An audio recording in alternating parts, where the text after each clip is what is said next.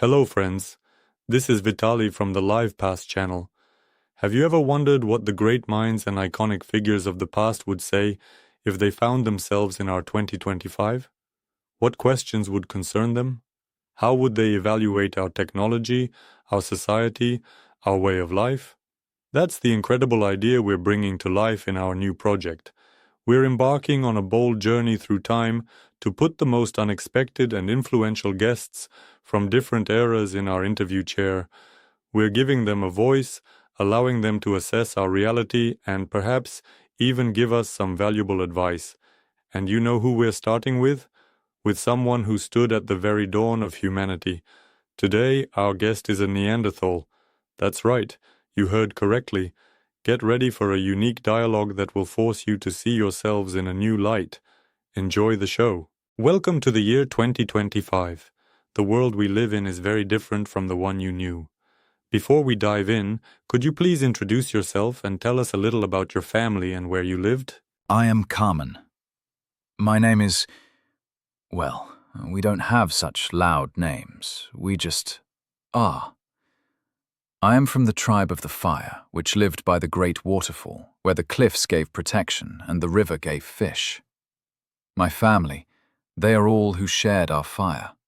My woman, my children, and the elders who remember many winters. We lived in a great cave. It was a home, a shield from the wind and the beast. We followed the herds, but always returned to our cave.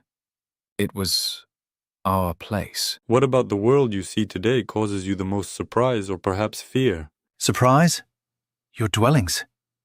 They are huge, like mountains, and so close to each other. Why don't you spread out to find more food? And fear.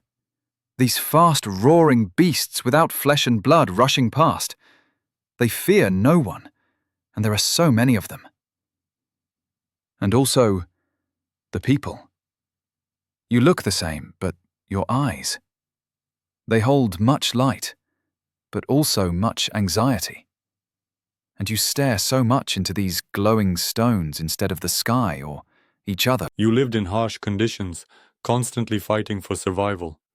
What do you think people of the 21st century have lost by living in a world that is more comfortable and safe than yours? You have lost the sharpness of your senses. We heard the whisper of the wind, we knew the language of the beast, we felt the ground beneath our feet. You do not hear the grass grow. You do not see the shadows change. You have lost hunger, not hunger for food, but hunger for life, for struggle, for recognizing each day as a gift. You have become soft. And fear. It was our teacher. It taught us to be strong, fast, smart. But your fear is different.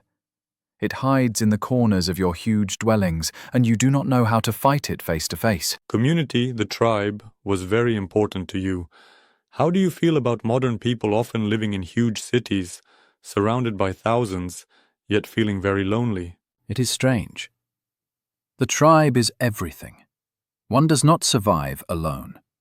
We shared meat, warmed ourselves by the fire, protected each other. Your thousands are not a tribe. You are close but not together. Each one is alone, like a lone wolf, but without a wolf's freedom. If there is no common goal, no common fire, then even thousands are just stones, not people. Loneliness in a crowd is worse than loneliness in the forest. In the forest you know you are alone, and you are strong. But here, you hide from yourselves. You use simple tools of stone and bone. How do you perceive our complex machines, such as automobiles, airplanes, or computers? Which of our technologies would you consider the most useful or the most dangerous? Your machines. They are strong, there is no doubt. The ones that fly in the sky are astonishing. But the most dangerous are the ones that enslave your minds. You look into them, and they take away your time, your thought, your connection to reality. They give you much, but they take more. The freedom of your mind. The most useful? Perhaps the one that keeps warmth and light, if used with wisdom and not to hide from the night. Your life was closely tied to nature. hunting, and gathering. What do you think of our relationship with nature? How we are changing forests, rivers, and the climate? You are foolish. You are soaring off the branch you sit on. The earth is the mother. She gives you food, water, shelter. But you wound her, you pollute her. You have forgotten that you are a part of the earth, not its masters. The wind changes, the water becomes dirty, the animals leave. You think this will not affect you? Fools. Mother Earth will always take back what is hers. And your shouts, your machines will not help when she is angry. You faced mammoths, cave bears, and other large animals. Today, many of them are gone, and the remaining ones live in preserves or zoos. How do you feel about this change in the animal world? It is a sorrow. The great beasts are gone. They were a part of life, a part of the hunt, a part of the song. You have driven them into small cages to look at them like stones. This is no life for a beast. And it is no life for you. If there are no great beasts, then man becomes smaller. You have deprived yourselves of a part of your strength, a part of your spirit. You have cut yourselves off from the wild, from the true world, where predator and prey are part of a single circle. What do you think was the most important thing in your tribe's life? And what do you think is the most important for a modern person?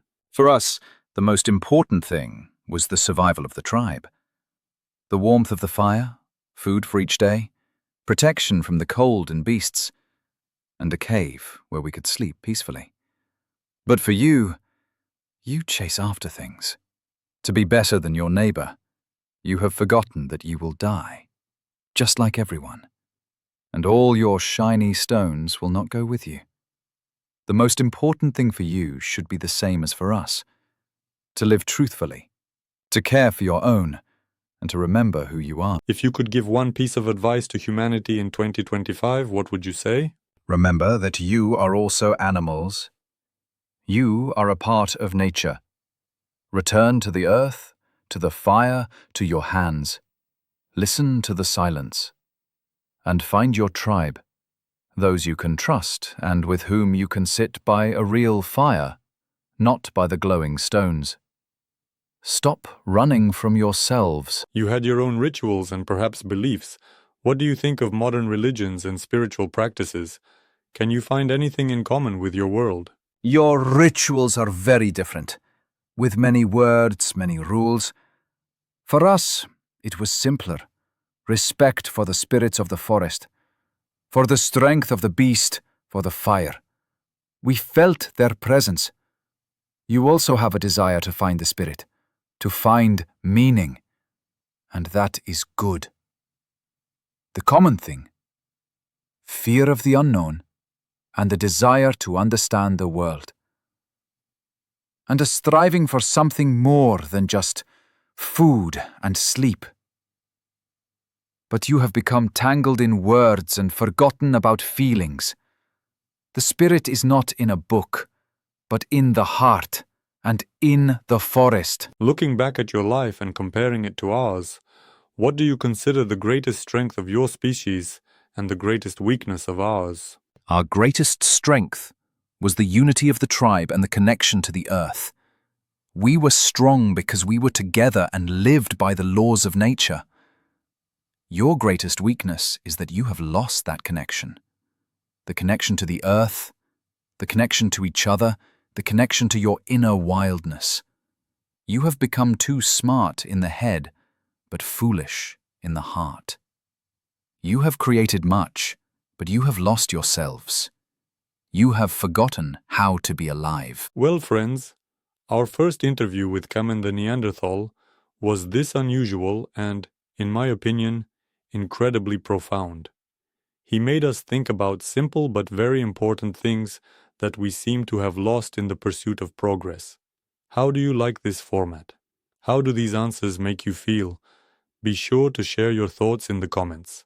This is very important to us. Subscribe to the Live Pass channel so you don't miss the next episodes. We have upcoming meetings with great rulers, brilliant scientists, revolutionaries, and philosophers. Who else would you like to see in our interview chair? Write your suggestions in the comments. We read every one of them. Until next time, in the past and in the future.